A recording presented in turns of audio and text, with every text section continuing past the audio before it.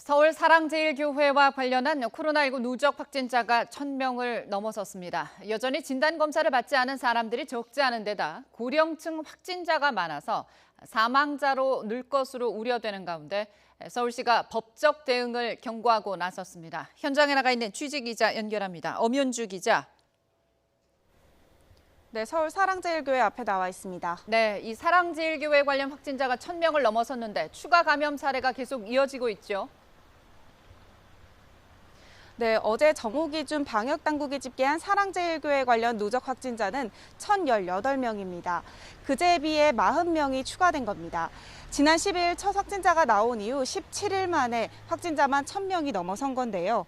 확진자는 수도권을 중심으로 퍼져 있는데 오늘 0시 기준으로 서울시에서는 3명 늘어 누적 확진자는 592명이고 경기도는 326명으로 집계됐습니다. 하지만 여전히 연락 두절, 검사 거부 등의 이유로 교인들의 검사가 빠르게 진행되지 못해 N차 감염은 계속될 것으로 보입니다. 특히 서울시는 사랑제일교회를 확산의 진원지로 지목하면서 서울 지역의 사랑제일교회 검사 양성률이 26.4%에 이른다고 밝혔는데요. 그러면서 아직도 검사를 받지 않거나 연락이 닿지 않은 대상에 대해 경찰 협조를 받아 강제조사와 고발 조치에 나설 계획이라고 경고했습니다.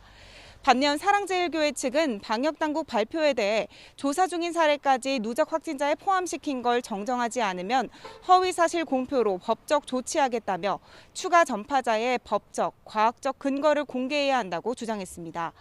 그러면서 이런 식의 발표를 계속한다면 정은경 중앙방역대책본부장에 대한 민형사상 조치에 착수해 책임을 엄중히 묻겠다고 덧붙였습니다. 네, 이와 함께 이 광복절 도심 집회와 관련한 감염 사례도 이어지고 있죠.